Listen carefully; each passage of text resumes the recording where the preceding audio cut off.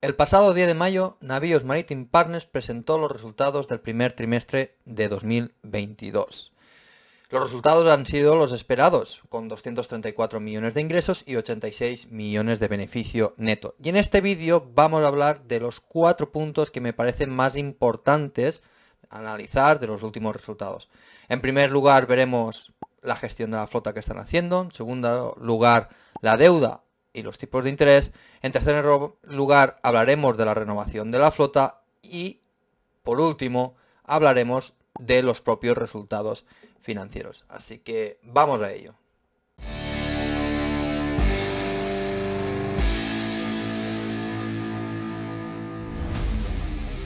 El primero de los puntos que vamos a tratar es la gestión de la flota. Y sobre la gestión de la flota hay varios puntos a destacar. Como podéis ver en esta imagen, el mercado más caliente, que es el transporte de contenedores, sus barcos tienen poca deuda y casi el 100% de los días disponibles que queda de año están cerrados con contratos. La caja que generarán en estos contratos es suficiente para asegurar la supervivencia de la compañía y permite que NMM pueda ser más agresiva en los demás segmentos. Por otra parte, en el mercado más débil, los tankers, sus barcos tienen bastante deuda, un 53,2% loan to value. Es decir, la deuda supone el 53% del valor de sus barcos, lo cual es bastante alto. Y la mitad de los días restantes del año están con contratos. Es una gestión bastante conservadora, ¿no? NMM está siendo conservadora en este tipo de barcos, pues se espera que a finales de año el mercado de tanques se recupere de verdad. Llevamos muchos trimestres hablando de la recuperación del mercado de tanques, pero entre unas cosas y otras no termina de pasar, pero sí que se espera pues que al final de este año veamos la recuperación de verdad. Y es que esta recuperación que vamos a ver a finales de año en el segmento de tankers crudo, es decir, del transporte de crudo, todavía no ha llegado, pero sí que ha llegado en el segmento de tanques líquidos o product tankers, ¿no? El transporte de gasolina, diésel, fuel, etcétera. Esa recuperación que hemos visto en estos segmentos todavía no ha llegado a la parte del transporte de crudo.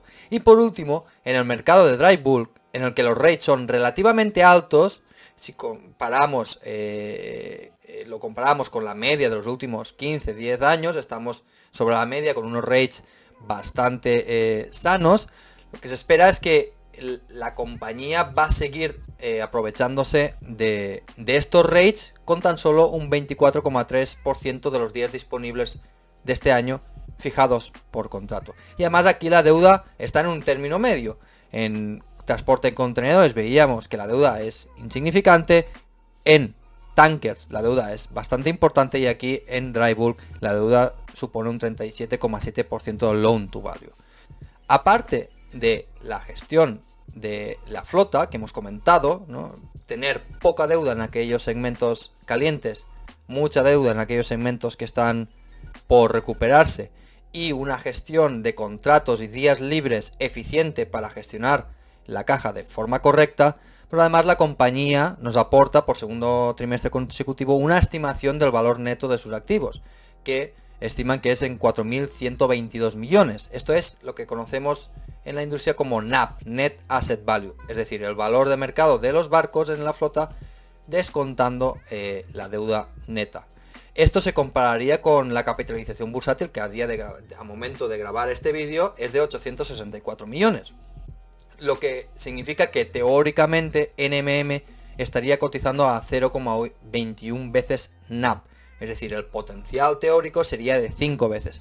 Pero esto nos puede llevar a engaño, porque aquí hay que hacer una corrección. Y es que aquellos contratos que tenga la empresa fijada, que los tiene a menor rate que el mercado, es decir, si tú fijas los contratos de transporte de contenedores, los estás fijando a un valor inferior a mercado. Y el valor de la flota depende de los rates a mercado. Entonces deberíamos corregir este NAV, este cálculo del Net Asset Value que hace la compañía por los contratos que tienen cerrados. Entonces llegaremos a la conclusión que más o menos Navios Maritime Partners, NMM, estaría cotizando en torno a los 0,3 veces NAV, que aún así es un descuento descomunal en comparación a las demás navieras cotizadas. Ya explicaremos después por qué esto es así, ¿no? En definitiva, esta estrategia de fijar contratos en los mercados más calientes les permite utilizar la caja generado de estos contratos para posicionarse en los segmentos que están en la parte baja del ciclo. Un ejemplo de su buena estrategia es que han vendido 2 barcos de contenedores de 16 años de edad por 220 millones, operación que esperan cerrar a la segunda mitad de este año. Y con ese dinero se hacen adquisiciones en otros segmentos cuyos precios de mercado están deprimidos. Es decir, tú aprovechas la parte alta del ciclo de un segmento, que es, en este caso, contenedores, para vender barcos viejos a unos precios desorbitados y aprovechas ese ingreso de caja para o bien renovar la flota, que después hablaremos de ello, o bien para hacer adquisiciones estratégicas. También se han hecho, como decíamos, pedidos de nuevos barcos en el segmento de contenedores. Pero es que, a pesar de que esto podría parecer una mala decisión, estos barcos vienen con contratos ya pactados, que harían que se autofinanciaran y la compañía mientras tanto pues habrá renovado su flota. Estos son los casos de los barcos que ha adquirido de containers nuevos, que ya tienen un contrato firmado con ZIM, ¿vale? Básicamente con la caja que van a generar con estos barcos se autofinancian la adquisición. Y vamos a poner otro ejemplo de compras con las adquisiciones de 4 tankers Aframax LR2, que es un tipo de barco que le permite a la compañía entrar en un segmento en el que todavía no estaba, ¿no? Vamos a analizar punto por punto esta compra. El precio de compra es de 63 millones, incluyendo las reformas que van a hacer. De hecho, el precio de compra son 59 millones, más 4 millones que le van a meter de mejoras en los barcos, 63 millones. Los contratos con los que vienen ya estos barcos les permitirán hacer 30 millones de EBITDA en 5 años, ¿vale? Y a 5 años el valor de achatarramiento de estos barcos será de unos 20 millones. Entonces, ¿qué es lo que tenemos aquí? Si sumamos la caja generada por los contratos de 30 millones y el valor de achatarramiento, tenemos que el valor residual de estos barcos cuando terminen los contratos es de 13 millones. 13 millones para unos barcos que les quedaría por lo menos 15 años de vida útil. Para que os veáis que la gestión de la flota es muy buena por parte de esta compañía. Y ahora llegamos al segundo punto. Vamos a hablar de la deuda y el tipo de interés. La compañía es totalmente consciente del aumento de los tipos de interés que estamos viendo en el mercado. Y por eso han estado trabajando para asegurar financiación a tipos de interés fijos y bajar el margen de su deuda desde los 300 puntos básicos hasta los 200 puntos básicos. Ahora mismo, más o menos el 30% de su deuda es a tipo fijo, lo que les permite pues controlar muy bien esos gastos financieros, ¿no? La CEO, Angeliki, cree que que estamos en un entorno de alzas en los tipos de interés y eso le da una razón más para ser conservadores en la gestión de la deuda. Ahora mismo, de media, el loan to value que tiene NMM es del 28,5%. Es decir, la deuda supone el 28,5% del valor de mercado de los barcos, tal como podemos ver en la siguiente imagen. Como se puede ver, solo con los contratos cerrados ya generarán 70 millones de caja libre para lo que queda de año. Y además tienen 16.000 días de barcos expuestos al mercado. Por lo que el potencial de generación de caja es muy importante para una compañía que cotiza tan solo por 864 millones. ¿Esto qué quiere decir? Con lo que hemos dicho antes, en los contratos que tienen cerrados en el mercado, en el segmento de transporte en contenedores, ya se aseguran que en toda la flota la compañía vaya a tener unos 70 millones de caja libre generada al final de año, sin contar los 16.000 días disponibles de sus barcos que no están con contrato, que se exponen al spot. Entonces, claro, en una empresa que está cotizando por 864 millones y que va a generar sí o sí 70 millones más la exposición al spot, pues es una generación de caja bastante importante. Aunque luego volveremos a hablar sobre la creación de caja cuando hablemos de los resultados financieros. Ahora pasemos al tercer punto de este vídeo, la renovación de la flota. Tal como podéis ver en la imagen que os estamos mostrando, NMM tiene ahora mismo 24 barcos con 15 años o más, que se van a renovar con la compra de 22 barcos nuevos que ya tienen en pedidos. En este programa de renovación hay cosas importantes que pueden pasar en principio desapercibidos. En primer lugar, el mercado de contenedores sigue caliente y la compañía es capaz de renovar su flota con contratos a largo plazo que les permite prácticamente renovar su flota sin coste, que es lo que hemos hablado antes con los contratos que tiene la compañía con ZIM. Es decir, venden barcos viejos a un precio muy importante y compran nuevos barcos con contratos. Básicamente les está saliendo la adquisición, si no gratis, casi gratis. Y además, el valor residual de los barcos nuevos después de que se terminen estos contratos está en línea en el precio cobrado por los viejos. Por lo que la adquisición, como decíamos antes, les está saliendo prácticamente gratis. Están haciendo una buena gestión de los nuevos barcos, a pesar de que podríamos pensar, oye, que no es momento de comprar containers. Pero es que si nos fijamos, tienen 10 barcos con 15 o más años en flota y van a hacer 10 pedidos de nuevos barcos de contenedores. Entonces no están ampliando la flota de contenedores, sino más bien la están renovando y con condiciones muy buenas. Además, la compañía sabe, en segundo lugar, que el mercado con más potencial son los tankers y por eso amplía con más fuerza esa parte de la flota. De hecho, si veis la imagen que estamos compartiendo, la compañía hará 5 nuevas adquisiciones, aunque solo tiene un barco de tankers que tiene 15 o más años. Es decir, van a vender o achatarrar un barco y van a adquirir 5.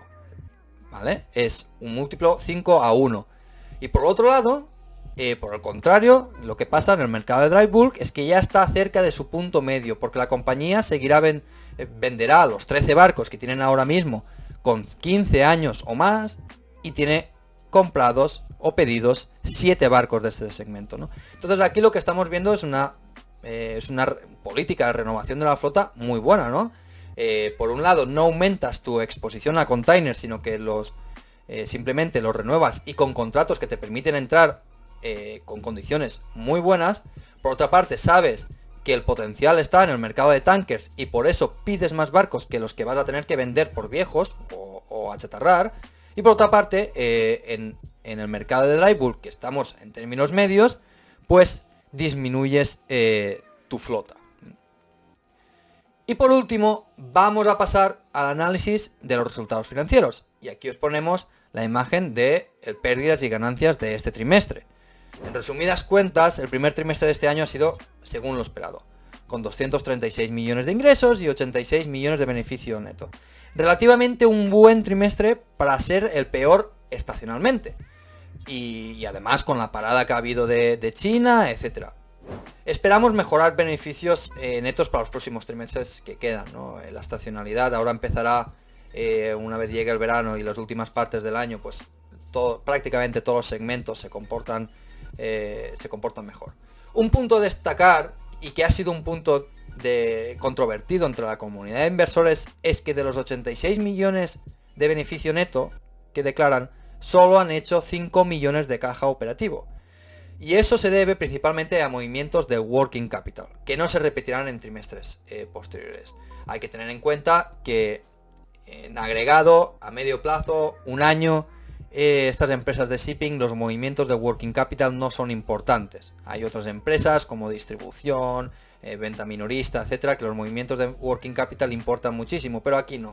En agregado, trimestre tras trimestre, se va equilibrando la cosa. Entonces, yo creo que la preocupación que están teniendo los inversores al ver que solo se ha generado 5 millones de caja operativa cuando el beneficio neto ha sido de 86 millones no tiene demasiado sentido, y creo que en los próximos trimestres veremos cómo esto vuelve a la normalidad. Lo que sí que hay que destacar de estos resultados, y ya parece que estemos acostumbrados en esta compañía, es que la remuneración al accionista ni está ni se la espera. Muchos analistas dicen que esto va a seguir así porque los incentivos de la directiva es a incrementar constantemente la flota para cobrar un management fee. Pero nos olvidamos de otros incentivos que también tienen, que es que a partir de cierto nivel de remuneración al accionista mediante dividendos, la compañía se queda a mayor parte. Es decir, llega a un cierto nivel en el que a partir del cual, si la compañía reparte más dividendos, no van 100% al accionista, sino va una parte al accionista y otra parte a los LPs, que es decir, a Angeliki como propietaria y CEO.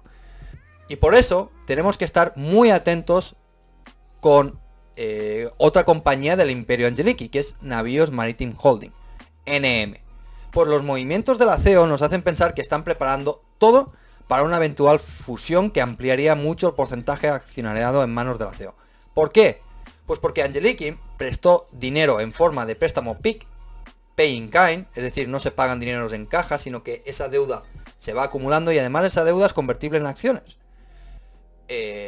Entonces, lo que aquí podría llegar a pasar, no digo que pase, pero parece un movimiento razonable, es que Angeliki convierta esa deuda en el mejor momento para ella en acciones de NM y acabe fusionando NM y NMM.